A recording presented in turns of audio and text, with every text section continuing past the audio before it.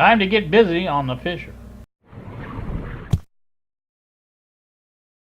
Good afternoon, YouTube. It's 12:07, so that means it's afternoon. Barely. You can see in the other picture here that I've got showing, I should have showing if I remembered to put it in the editor that way, but I think it's this amplifier down here that you can see. This is I'm getting tired, not tired, but getting a little upset with my progress on this. It's not going very well. Ron C. suggested I check a few resistors, and really there's not many resistors on the board as far as one side or the other. So I think what I'm going to do is take all these wires off and check all the resistors. You know, turn the board over and unhook one end of the resistor, check it with the ohm meter, and go on to the next one. It's just a simple thing to do.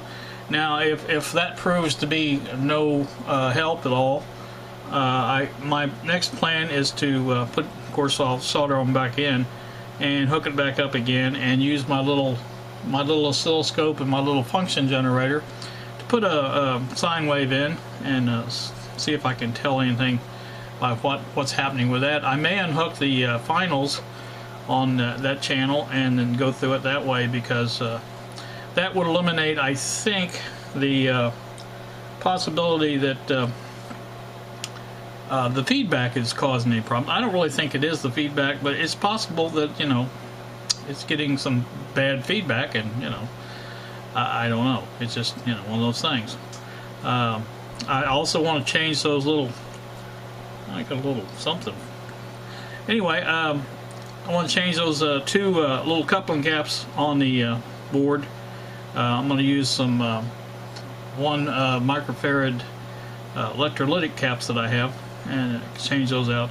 Now there's quite a debate on what those are. Some say polystyrene, some say a wet tantalum capacitor. I tend to side with the wet tantalum type of capacitor. I've seen pictures of those, and you know, that's what they look like. But you know, if it wasn't for the red part, I would say, you know, maybe something else. But anyway, regardless of what kind they are, I'm going to put the E-caps back in. That's really what it shows on the schematic. It doesn't say, you know, what it is. It just shows a cap with a polarity, and so that's what we're going to try. I don't think that's going to change anything. It's possible. I have heard some stories of the tantalum capacitors causing problems. I don't know. We'll have to see. But obviously, if it's just, you know, if it is, it's just one of them. It's not both of them. So, but anyway, that's my plan on this, and I think that's what I'm going to carry through. So the next time you see this board here, it will be empty, void of wires, and probably on its side or on its back, whatever you want to call it. And I'll get my desoldering tool out.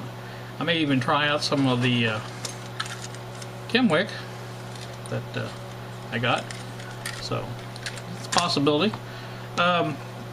Anyway, that's what I'm going to do. So I do have to pick up Kylie today and take her to tutoring, so pretty much after I go pick her up, it's going to be not much time to do things until she leaves. So it may be this evening before I get back to this. I don't know. So, but that's my plan. You know how they talk about the best laid plans. But you know, I'm going to give it a good shot, and hopefully I can get this thing wrapped up. Find out what the problem is. I've got. I did a cursory exam when I first got it of the bias voltages, well, just plain voltages on the board, and they all were in line pretty much. So you know, I thought, well, let's see what the signal tracer says, and we quickly discovered that I had distortion right on the first transistor. That naturally makes you wonder about those. So like I said, then we changed all the electrolytic caps except for the two in front there that I was just talking about.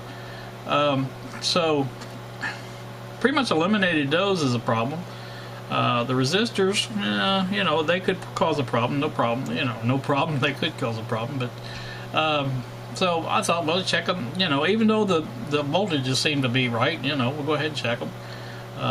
So, anywho, and if that doesn't pan out, like I said, and I'm really thinking about just pulling the other. There's only 3 more transistors on there besides the outputs that I did change.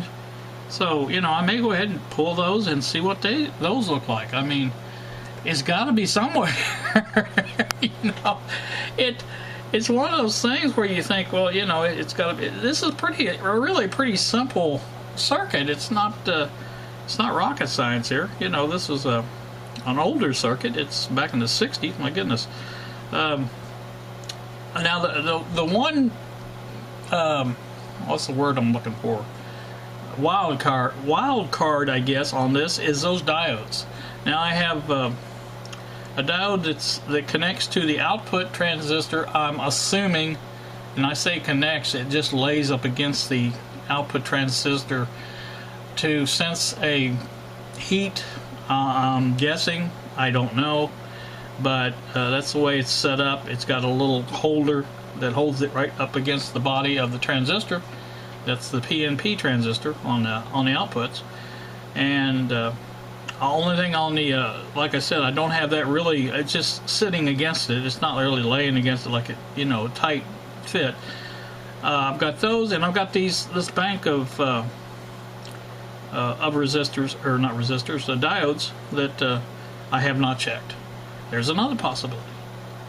So now all these things are a possibility, but you know, it's hard for me to look at it and say, well, you know, how in the world is that going to be introducing that type of distortion? But, you know, stranger things have happened.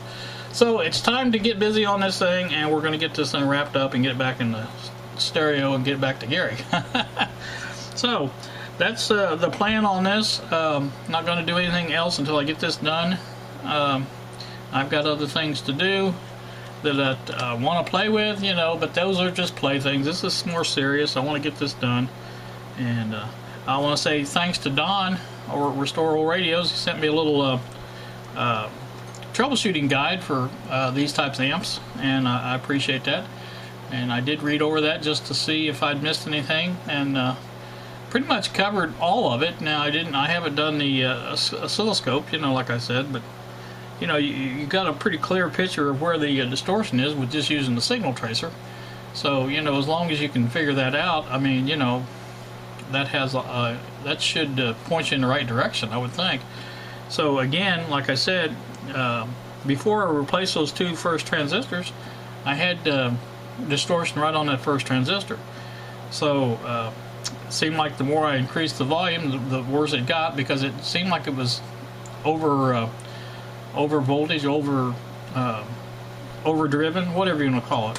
But anyway, so before I blab on again, I'll be talking tonight sometime. You guys know me. I've been talking now for I don't know how many minutes, but it's 12:15. So you guys have a great day. Thanks so much for watching, and we will see ya.